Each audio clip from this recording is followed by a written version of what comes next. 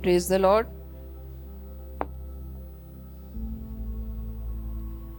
पिछले सेशन में हम सीख रहे थे स्पिरिचुअल मैच्योरिटी के बारे में। याद है किसी को कि हम सब यहीं छांट के चले जाते हैं? आत्मिक परिपक्वता के बारे में हम सीख रहे थे पिछले सप्ताह।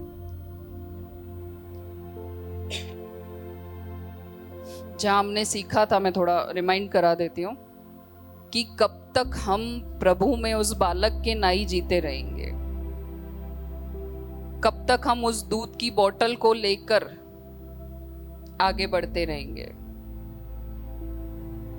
मैंने बताया था कि 5 साल, 10 साल, 15 साल प्रभु में हो जाने से हम परिपक्व हो गए, ऐसा नहीं है।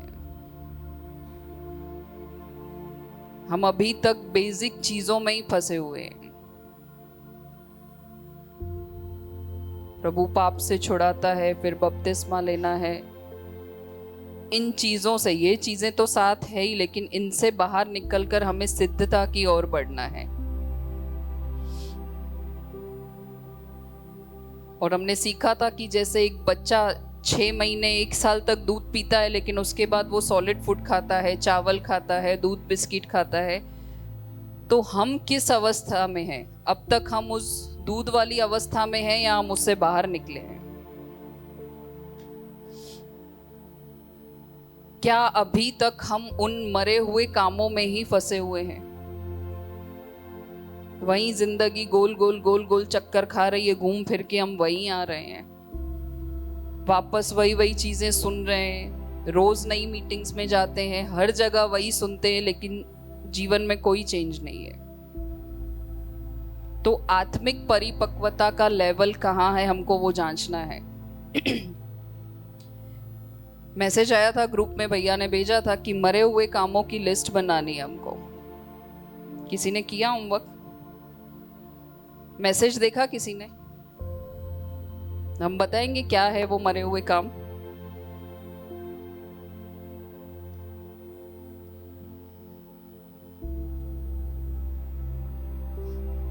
बहुत लंबी लिस्ट है ये मरे हुए कामों की। तो एक ही अवस्था में समय निकाल देना, यानी अभी तक हम वो बोतल में से ही दूध पी रहे हैं, उसी अवस्था में हम ग्रो ही नहीं कर पाए, प्रभु में बढ़ ही नहीं पाए। और क्या है मरी हुई अवस्था? हम पुराने मनुष्य जैसे अभी भी वही काम कर रहे हैं। प्रभु ने जीवन नया दे दिया, लेकिन काम अभी तक वही पुराने हैं। हमने मनों को कठोर कर दिया है।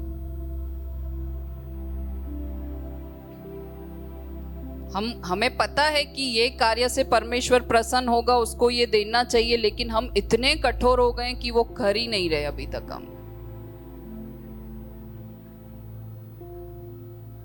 प्रभु को जो समय देना चाहिए वो हम दे नहीं पा रहे हैं, या शायद देना नहीं चाहते।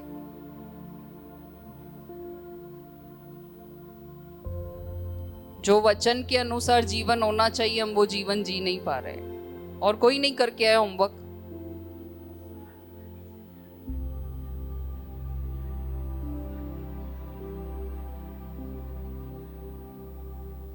और कोई?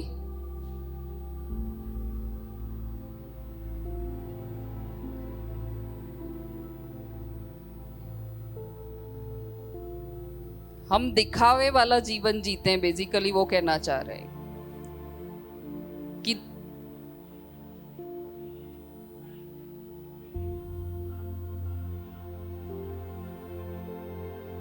हम दोष लगाते हैं, कुड़कुड़ाते हैं, ये भी एक मरी हुई अवस्था है। मैंने बोला ना, बहुत लंबा लिस्ट है मरी हुई अवस्था का। पर हमारे जीवन में हम किस सिचुएशन से जा रहे हैं, हम उससे लिस्ट बना सकते हैं कि हमारे जीवन में हमारी मरी हुई अवस्था क्या है। बहुत जरूरी है जांचना, समय देना, चेक करना। और जब हमें पता चलता है, जैसे भैया ने बोला कि हम कुड़कुड़ाते हैं, हम किसी पे दोष लगाते हैं, आज मुझे पता चला है कि मैं इस अवस्था में हूं, तो उसके बाद मैंने क्या किया। आज एग्जाम में बच्चा एग्जाम दे के आता है, उसके मार्क्स कम आते हैं। जब पेपर चेकिंग के लिए दिया जाता है तो मुझे पता है यहाँ पे 2+2 मैंने अगर 5 किया है, तो क्या मैं गलत देखकर उसको रहने दूं वहीं? उसको करेक्ट कौन आके करेगा? किसका ड्यूटी है? टीचर घर आके मुझे समझाएगा कि ये करो? इतना बोध जब प्रभु ने दिया है कि ये तुम्हारा गलती है, तो ये हमारा ड्यूटी है कि हम उस पर काम करें। हम एक कदम बढ़ाएंगे तो प्रभु सिखाने के लिए है हमारे साथ। कुछ मरे हुए कामों की लिस्ट मैंने बनाई। पहले एक वचन से देखते हैं, गलातियों चैप्टर 5 वर्स 19।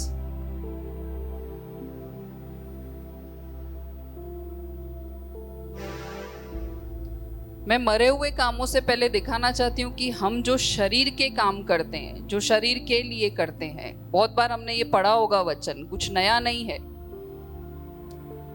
गलातियों चैप्टर 5 19वां वचन। ये मैं क्यों बता रही हूँ शरीर के काम? क्योंकि शरीर के काम जो हम करते हैं ना, वो दिखते हैं। आज जैसे मैंने घर का सारा काम किया तो घर के 4 लोग नोटिस करेंगे, लेकिन मेरी फीलिंग जो घर वालों के प्रति है वो मैं दिखा नहीं सकती कि मैं किससे कितना प्यार करती हूँ, कितना सोचती हूँ किसी के लिए। वो फीलिंग, मन वाली फीलिंग दिखाने में कभी कभी हम असमर्थ हो जाते हैं, लेकिन शरीर के काम जो है वो विजिबल है, हम दिखा सकते हैं। वचन क्या कहता है कि शरीर के काम तो प्रकट है, अर्थात व्यभिचार, गंदे काम, लुचपन, नेक्स्ट मूर्ति पूजा, टोना, बैर, झगड़ा, ईर्ष्या, क्रोध, विरोध, फूट, विधर्म, इतने सारे शरीर के काम मेंशन्ड है। डाह, मतवालापन, लीला क्रीड़ा और इनके जैसे और काम हैं। वो आंसर में लिखते हैं ना, एक्सेट्रा एक्सेट्रा, आदि आदि, बहुत सारे काम हैं। इनके विषय में मैं तुमको पहले से कह देता हूं, जैसा पहले कह भी चुका हूं, कि ऐसे ऐसे काम करने वाले परमेश्वर के राज्य के वारिस न होंगे। ऐसे ऐसे काम करने वाले, यहाँ पे आधे काम मेंशन्ड है, आधे लिखा है और काम है, यानी और ऐसे बहुत से शरीर के कार्य हैं जो हम करते हैं। प्रभु कहता है कि मैं पहले तो कह ही चुका हूं कि ऐसे काम करने वाले परमेश्वर के राज्य के वारिस न होंगे। बिल्कुल स्पष्ट रीति से सब लिखा है, इससे ज्यादा क्लियर प्रभु नहीं बोल सकता। पूरा लिस्ट दे दिया, हम लिख के टिक कर सकते हैं कि हम इनमें से क्या क्या करते हैं। जो जो ये कार्य करेगा वो परमेश्वर के राज्य का वारिस नहीं होगा। प्रभु कहता है कि शरीर के काम जो बुरे हैं, गलत हैं, वो तो मैंने यहां मेंशन किए ही हैं,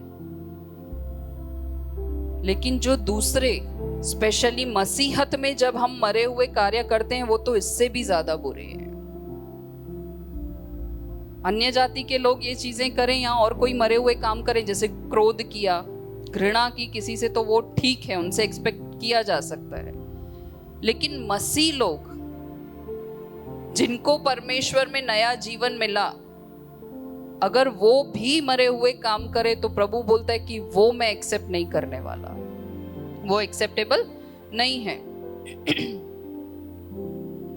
ये जो थी चीजें यहाँ पे, ये तो नॉर्मल लोग जो होते हैं ना, उनको भी क्या पता नहीं होगा कि किसी से जलन रखना, बैर रखना गलत है। किसी को समझाना पड़ता है। नॉर्मल दुनियावी लोगों को भी पता है कि ये सब चीजें गलत है, लेकिन मसीहत में होना या मसीह में नया जीवन पाने से अच्छा चीज क्या है कि हमको ये चीज का बोध प्रभु दिलवाता है। वो रियलाइजेशन मन में आता है कि ये सारे कार्य जो मैं कर रही हूं वो मैं गलत कर रही हूं। एक और वचन पढ़ते हैं, हिब्रू चैप्टर 6 वचन 1।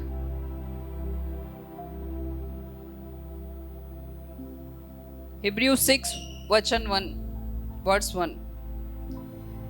इसलिए आओ मसीह की शिक्षा की आरंभ की बातों को छोड़कर, लास्ट भी मैंने ये वर्स लिया था, वचन लिया था, फिर से प्रभु कह रहा है कि आरंभ की बातों को छोड़कर। यहाँ पे उन्होंने बताया कि शरीर के जो बुरे काम है वो हम करते हैं, जो दुनियावी लोगों को भी पता है कि वो लोग करते हैं, लेकिन प्रभु हमको बोध दिलाता है और सुधरने के लिए कहता है। इसलिए आओ मसीह की शिक्षा की आरंभ की बातों को छोड़कर हम सिद्धता की ओर आगे बढ़ते जाएं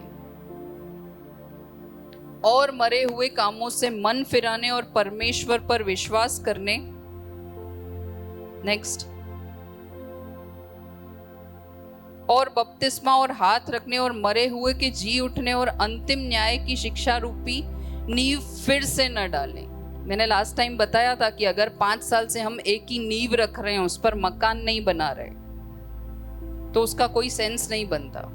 तो प्रभु क्या कह रहा है कि ये सब चीजें मैंने तुमको बताई कि तुम पापी हो, पाप से बाहर निकलो, बपतिस्मा लो, लेकिन अब समय है कि तुम सिद्धता की ओर बढ़ो। तो क्या हमने कदम बढ़ाया है सिद्धता की ओर?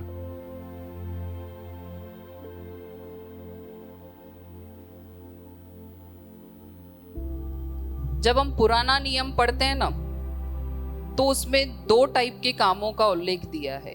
एक मरे हुए काम, एक बुरे काम और एक अच्छे काम। इन 2 चीजों का उल्लेख है। वहां पे मरे हुए कामों का कोई उल्लेख नहीं है। 2 ही काम, आज तक हमने 2 काम देखे हैं। यहाँ अच्छे काम होते हैं या बुरे काम होते हैं। लेकिन नए नियम में यहाँ प्रभु ने तीसरे टाइप के काम भी हमको दिखाए। कौन से काम? मरे हुए काम। और प्रभु बार बार वचन से उस पर फोकस डाल रहा है कि मरे हुए काम, मरे हुए काम, मरे हुए काम। अब क्या है ये मरे हुए काम?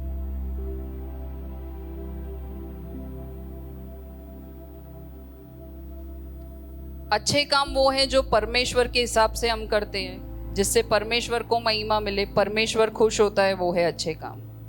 सिंपल है।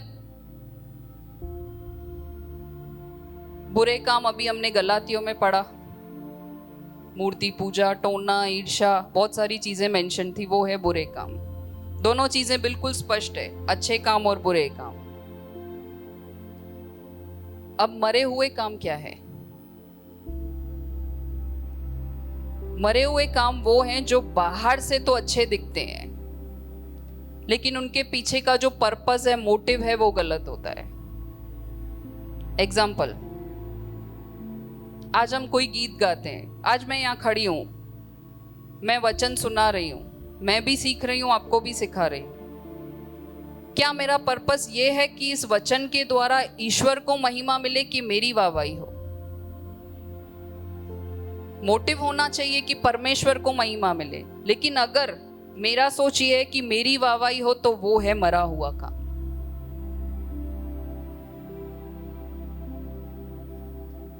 एक आदमी था, बहुत दान देता था, हर जगह जगह जाके दान करता था। अनाथ आश्रम में, वृद्ध आश्रम में, गरीबों को रास्ते पे देखा तो दान करेगा।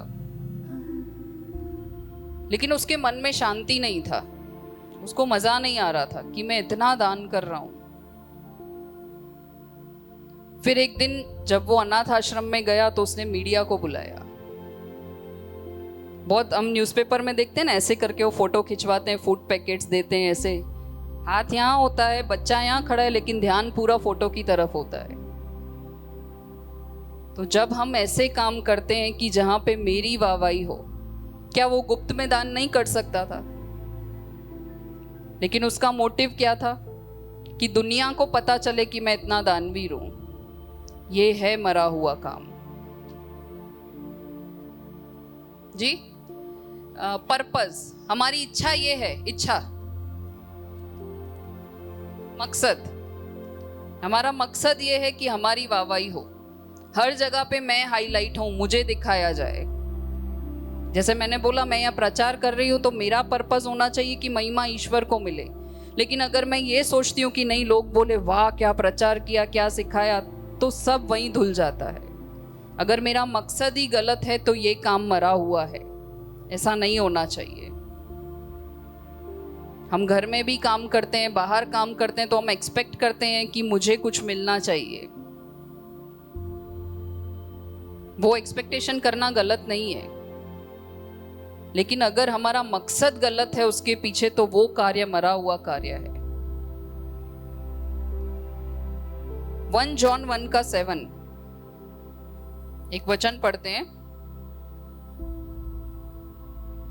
अच्छे काम, बुरे काम, मरे हुए काम, तीनों का डेफिनेशन हमको याद होना चाहिए। जो कार्य के पीछे मेरा मकसद गलत है वो कार्य मरा हुआ कार्य है, या मैं कह लूं जिस कार्य में ईश्वर को महिमा जो मिलनी चाहिए लेकिन लोग ले जाते हैं उस महिमा को, वो कार्य मरा हुआ काम है। पर यदि जैसे वह ज्योति में है, जैसे वह ज्योति में है, हम सब ज्योति में हैं,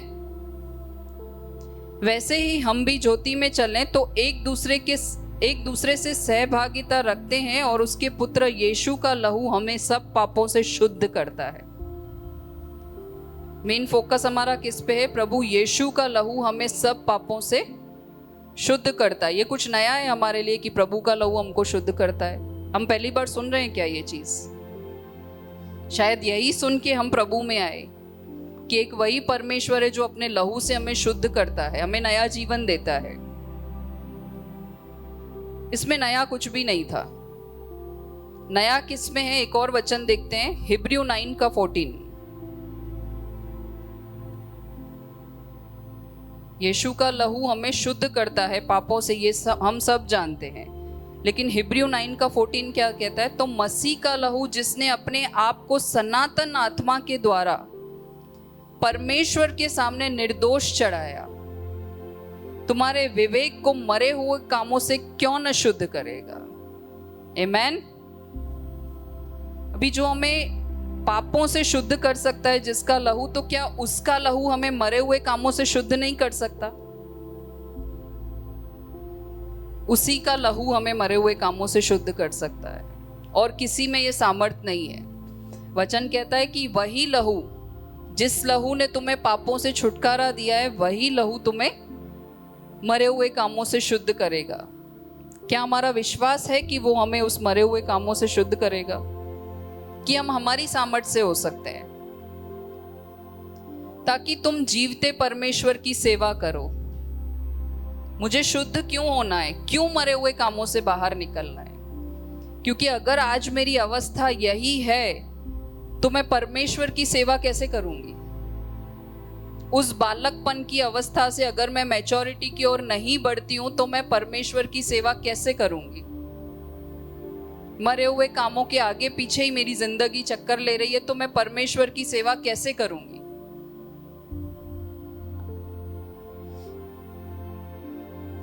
मरे हुए काम वो भी हैं जो आनंद या खुशी के बिना किए जाते हैं।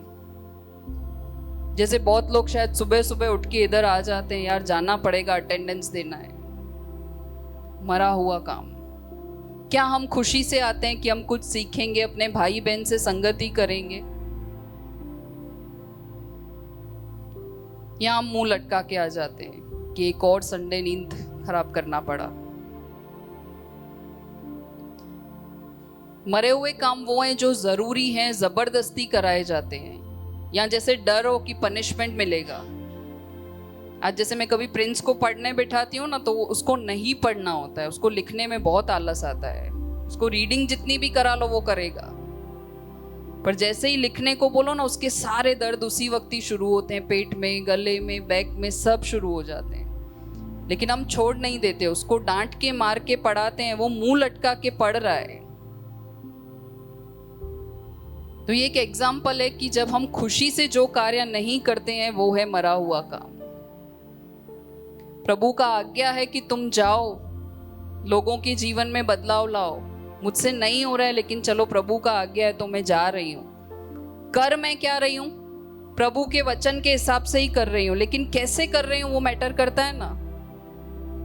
कि आज मुझे खाना बनाना था लेकिन फिर भी चलो जाना पड़ रहा है, खाना बना के मैं निकल रही हूं। मैं 10 बजे तो दुकान से आया हूं, उसके बाद भी ये लाइफ सेल जाना पड़ेगा, नहीं तो भैया का फोन आ जाएगा कि आज क्यों नहीं आए। मरे हुए काम, मरे हुए काम जिनके पीछे आनंद और खुशी है ही नहीं।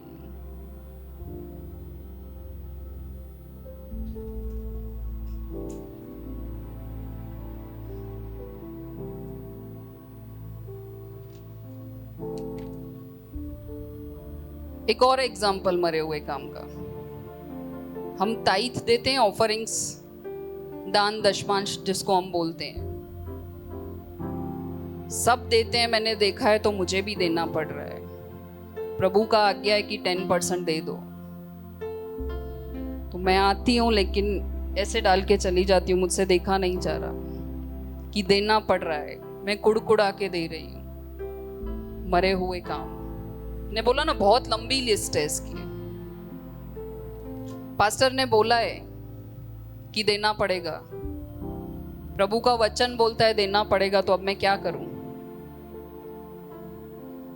और कभी कभी हम ऐसा सोचते हैं कि मैं नहीं दूंगी तो प्रभु गुस्सा होगा, क्रोध आएगा उसका मेरे ऊपर कि इस महीने तूने दशमांश नहीं दिया ना, ले हॉस्पिटल में बिल भर। क्या हमको ऐसा लगता है कि प्रभु बैठ के ये प्लानिंग प्लॉटिंग करता होगा, कैलकुलेशन की इस महीने दिया ने ताइथ नहीं दिया है, इसने दिया है, ए स्वर्गदूत दिया ने इस महीने ताइथ नहीं दिया है, वो जा रही है गाड़ी पे, एक्सीडेंट करवा दे, उसका हॉस्पिटल में बिल भरना पड़े। दान दशमांश मैंने बताया ना।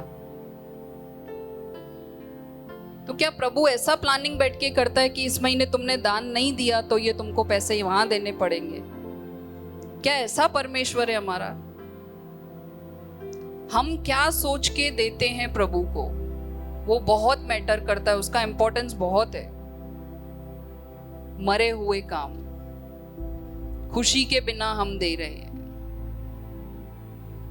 या मैं ऐसा सोच के दे रही हूं कि मैं दूंगी तो प्रभु मुझे बढ़ाएगा, ये भी मरा हुआ काम है। अगर मैं दे रही हूं तो फिर मैं एक्सपेक्टेशन क्यों रख रही हूं कि प्रभु नेक्स्ट मंथ मेरा और ज्यादा अच्छा बिजनेस करवाएगा, ज्यादा अच्छे पैसे देगा? वो प्रभु है, उसको सब पता है कि क्या करना है। मुझे पता होना चाहिए कि मैं मरे हुए काम कर रही हूं या सही काम कर रही हूं। तो जब हम खुशी से कार्य नहीं करते, वो कार्य भी मरे हुए कार्य है।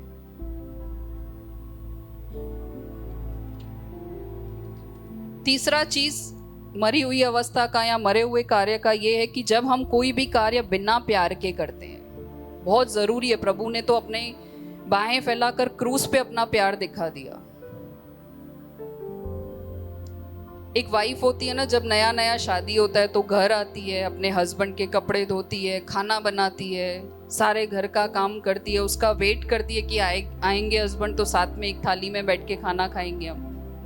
वो सब काम करती है। कैसे करती है? प्यार से। अच्छा, वही काम वो 20 साल के बाद भी कर रही है। मिसिंग क्या है वहां पे? कमी किस चीज की है? प्यार की। वो भी मरी हुई अवस्था है।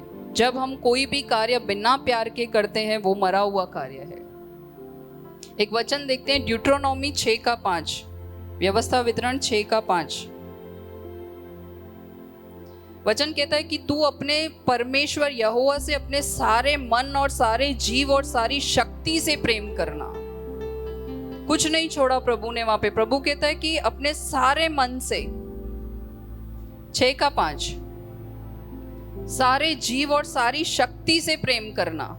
मतलब कोई भी कोना, मन का जो कोना है, जीवन का कोना है, हर एक सामर्थ्य है, हर एक चीज जो है वो प्यार से होनी चाहिए। तो अगर प्यार के बिना भी हम मसीह जीवन जीते हैं तो वो मरी हुई अवस्था ही है, वो मरे हुए कार्य ही है। प्यार बहुत जरूरी है। जैसे मैंने बताया था लास्ट एफिशिएंस की कलेशिया में भी प्रभु ने उनसे क्या कहा था कि तुमने अपना पहला सा प्यार खो दिया है। वो लोग सब कार्य कर रहे थे, लेकिन कमी किस चीज की थी? पहले प्यार की। वो सब कार्य कर रहे थे, लेकिन जो पहला प्रायोरिटी, पहला प्यार परमेश्वर होना चाहिए, वो नहीं था। मरे हुए कार्य, मरी हुई अवस्था।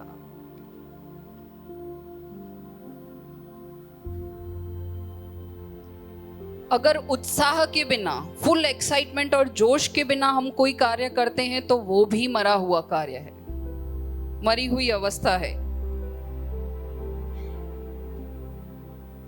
प्रकाशित वाक्य में हमने देखा था लाओदिसिया की कलेशिया के बारे में।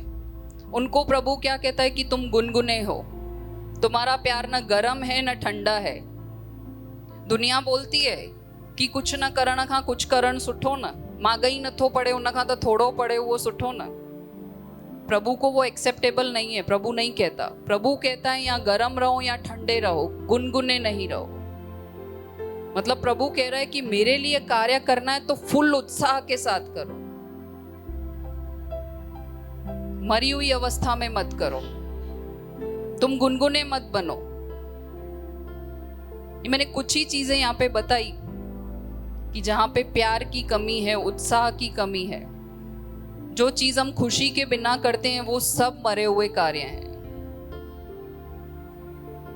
अब ये मरे हुए कार्य बताने का मेरा पर्पस क्या है, क्यों मैं बता रही हूं? क्योंकि अगर हमारे कार्य मरे हुए हैं तो हम आत्मिक परिपक्वता की तरफ नहीं बढ़ पाएंगे। मेरा लास्ट सेशन में मैसेज वही था कि हम आत्मिक रीति से परिपक्व बने। तो मुझे मेरे जीवन से जांचना है कि क्या मैं अभी उस मरी हुई अवस्था में हूं, या मैं उससे बाहर निकली हूं, या मैं आत्मिक परिपक्वता की तरफ बढ़ रही हूं, या मैं आत्मिक परिपक्व बन चुकी हूं। ये हर एक का अपना इंडिविजुअल जीवन है, पर्सनल जीवन से हमको जांचना है कि हम किस लेवल पर हैं। क्योंकि अगर जीवन में काम मरे हुए हैं तो आत्मिक परिपक्वता बिल्कुल पॉसिबल नहीं है। और सबसे पहला चीज, क्या मैं चाहती हूं कि मैं आत्मिक परिपक्व बनूं, कि मैं इस अवस्था में खुश हूं?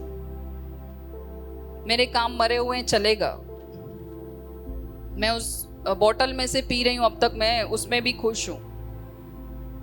मुझे नया जीवन मिला, बपतिस्मा मिला, पापों से छुटकारा मिला, मेरे लिए ये लेवल ठीक है।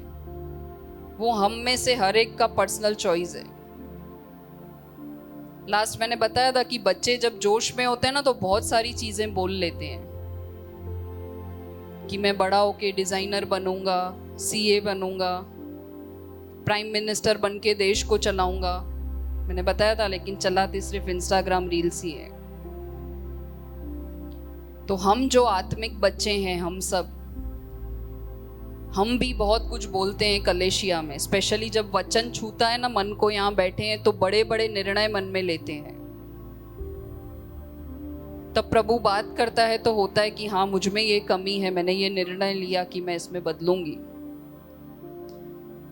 लेकिन हम भी उन बच्चों के समान है कि जब हम यहाँ से बाहर निकलते हैं, दुनिया में जाते हैं, तो हम सब भूल जाते हैं।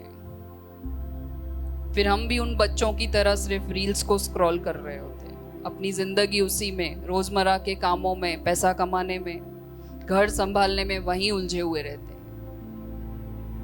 आत्मिक परिपक्वता कहाँ है?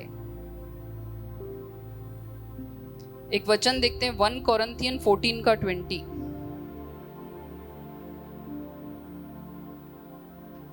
में वचन में परिपक्व बनना है। 1 कोरिन्थियन 14:20।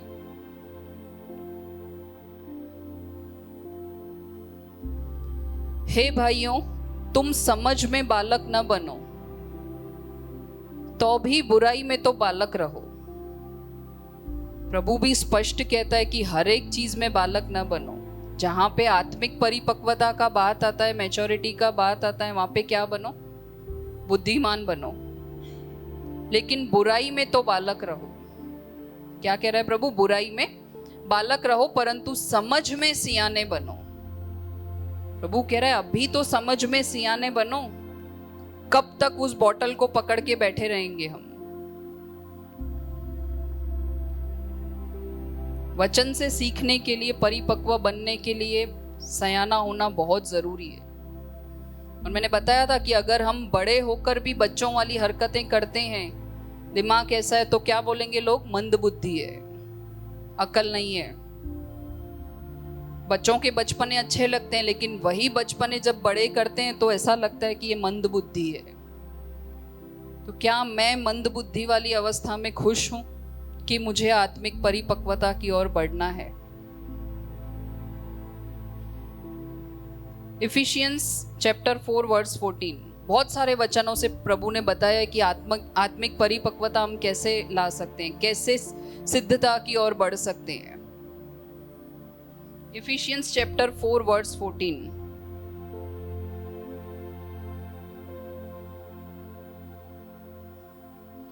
ताकि हम आगे को बालक न रहें। देखो प्रभु भी कह रहा है कि पूरी जिंदगी बालक बनकर नहीं रहना है। तुम बालक बनकर जिए 2 साल 5 साल, अब क्या कह रहा है, आगे को बालक न रहें। जो मनुष्यों की ठग विद्या, क्यों बालक न रहें? जो मनुष्यों की ठग विद्या और चतुराई से उनके भ्रम की, युक्तियों की और उपदेश की हर एक बयार से उछाले और इधर उधर घुमाए जाते हों। बहुत गहरा वचन है ये। प्रिंस जब छोटा था, एक्चुअली अभी भी छोटा है, लेकिन जब इससे भी छोटा था तो वो कार्टून्स देखता था ना, तो उसको लगता था ये बैटमैन उड़ के बाहर आएगा, ये स्पाइडरमैन सच में होगा। वंशिका भी ऐसा ही सोचती थी। उसके टाइम पे बालवीर आता था, उसको बहुत अच्छा लगता था। तो एक बार जब वो उससे मिली तो शायद उसको लगा कि ये यहाँ पे भी उड़ेगा और अपने वो काम करेगा, वो नन्ही परी आएगी, वो परी आएगी, प्रॉब्लम्स होगी तो ये उड़ के बचाएगा।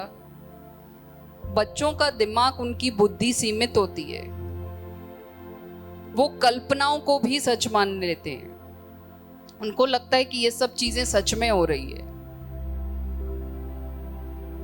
तो जब हम आत्मिक रीति से बच्चे रहते हैं ना, तो कोई भी आके ये ठग विद्या, चतुराई से हमें भरमा जाता है।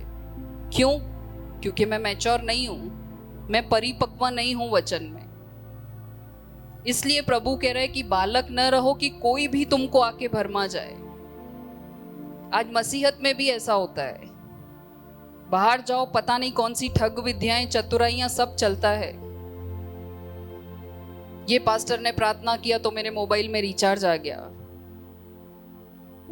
आप देखो YouTube खोल के, बहुत ऐसी ठग विद्याएं हैं, लेकिन प्रभु कहता है कि आत्मिक परिपक्व बनो तो तुम इन चतुराइयों में नहीं फंसोगे।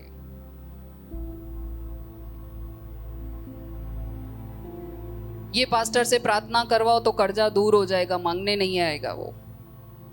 जो महिमा प्रभु को मिलनी चाहिए हम पास्टरों में फंसा देते हैं, ठग विद्याओं में आ जाते हैं, चतुराई में भरमा जाते हैं।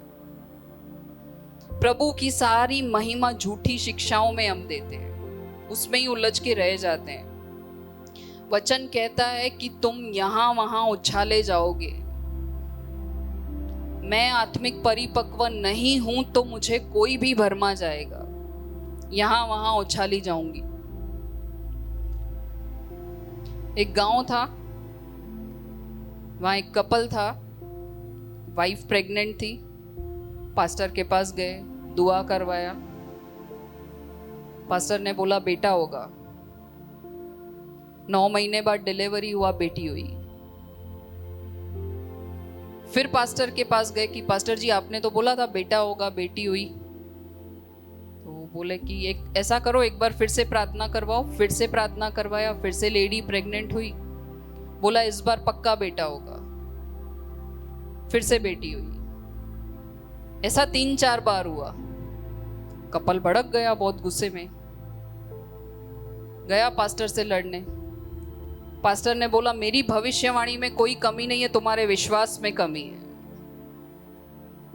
और वो मानकर चुपचाप चले गए। तो क्या वो वचन में परिपक्व होते तो यहां वहां उछाले जाते? पहली बार में वो समझ जाते कि परमेश्वर को जो देना है, जो उन्होंने दिया है, वो उसका दान है, वो उसको एक्सेप्ट कर लेते, वो फिर से जाते ही नहीं।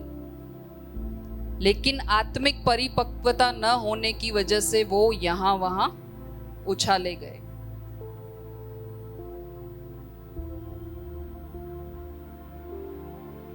इफिशियंस चैप्टर 4 वर्स 13, इसके आगे वाला 13।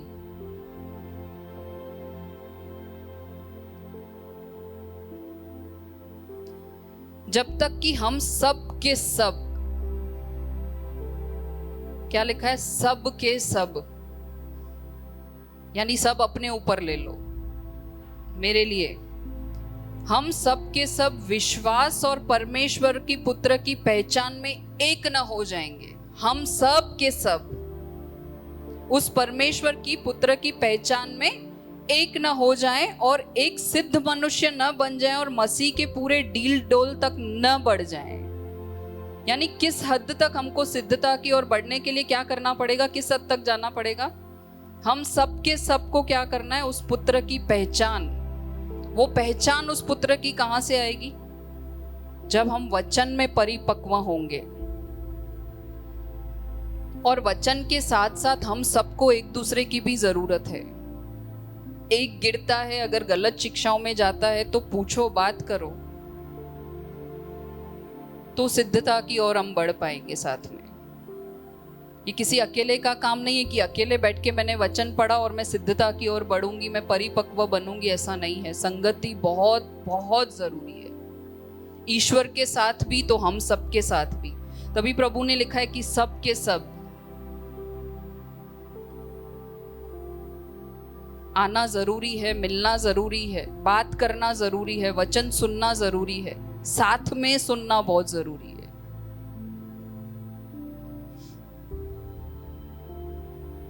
और ये वचन है ना, यही हमें सिद्धता की ओर ले जा सकता है और कुछ भी नहीं।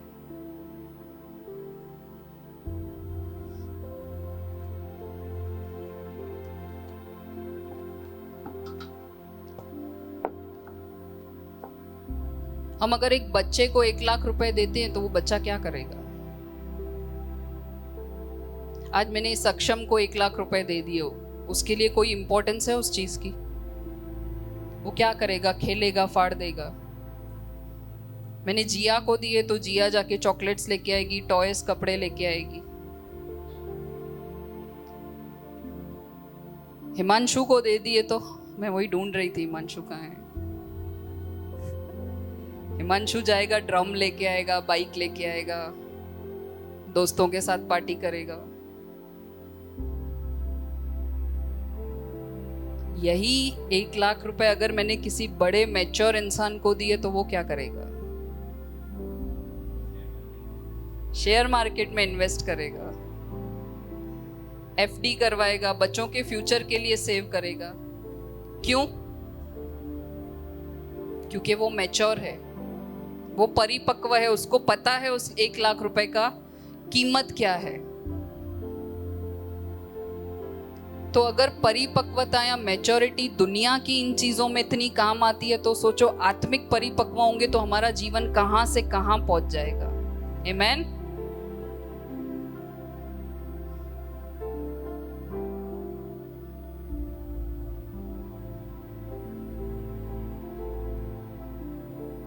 और अगर हम आत्मिक रीति से परिपक्व नहीं होंगे ना, तो वही बालक अवस्था में पेट दर्द, सिर दर्द, कर्जा, मकान, इन्हीं प्रार्थनाओं में उलझते रह जाएंगे। इन चीजों से कभी हम बाहर निकलकर आगे बढ़ ही नहीं पाएंगे।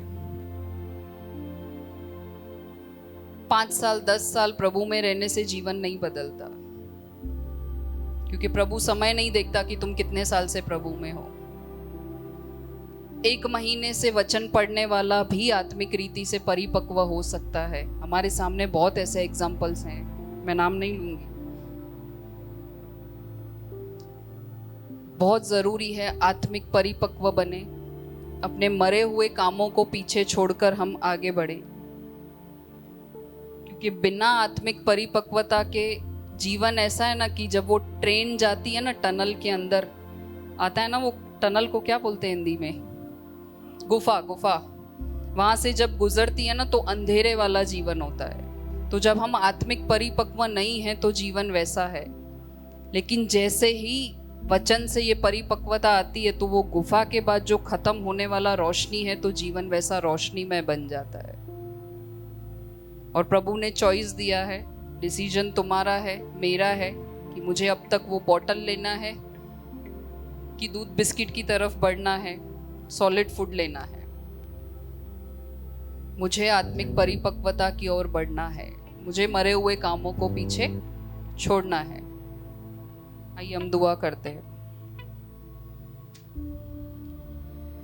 हालेलुया। प्रभु जी तेरा धन्यवाद करते हैं परमेश्वर कि तूने दिखाया प्रभु जी की परिपक्वता हमारे जीवन में कितना इंपॉर्टेंट है। परमेश्वर